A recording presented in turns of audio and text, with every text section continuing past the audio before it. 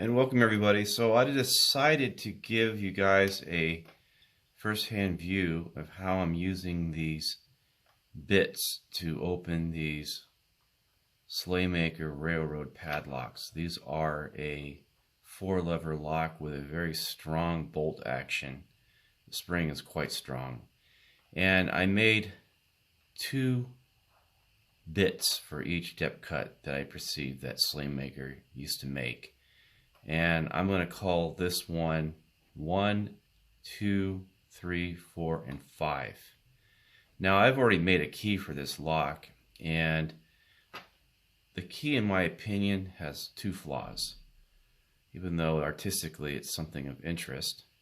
One, I did not make the driver bit long enough, and as a consequence, when I go to turn the key, the bolt does not retract far enough, and the bolt retention lever doesn't engage.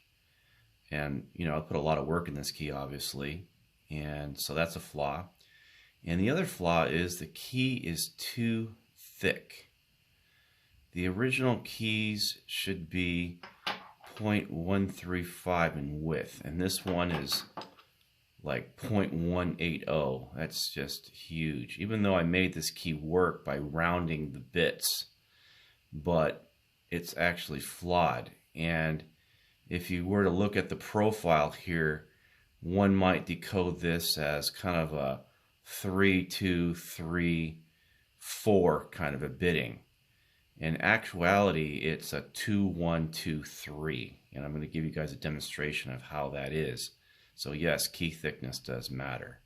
So let's proceed. So I'm going to take a spacer here, and I'm going to take my 1, and here's my 2, and here's my 1, excuse me, 2, 1, 2, and here is a 3. Okay, so let's put that in action. So I'll use this little collar here. It has a nice little hole, so if it gets jammed, I can pull it up with an L wire. So I'll put that inside there. And then I'll go ahead and put this plate inside. And I will use a Andy Law tool here. Poke that down. I'll go ahead and use this next guy. Get that in there. Next one. And why this technique is viable, because it allows you to test your decoding data very quickly. And you don't have to do all that reading once the lock is open. Now I can pick these locks because I have a special tool that I made. You can see that in my 3rd book. So now what I'm going to do is I'm going to push these all to about the 12 o'clock position. So I overdrew it. So I just go like this. I think that's about right. Looks like it's all sheared. Maybe go a little bit more on this side to test. Yeah, I think right about there. Now I'm going to take my other tool here, stick this inside, and oh, I think I got it too far over. So yeah, it slipped. And that's the reality of what we do here. Poke that back this way. Maybe right there.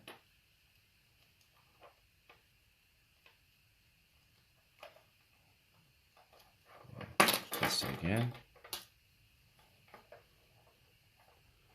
Put this inside. And voila. That's how easy it is. And you can see the staggering in there. I really like this process, and these 301 stainless steel bits that I made are very easy to make, and I can probably have these contracted out where I can mass produce these using a laser cutter. Pretty cool, huh? Tell me what you think in the comments.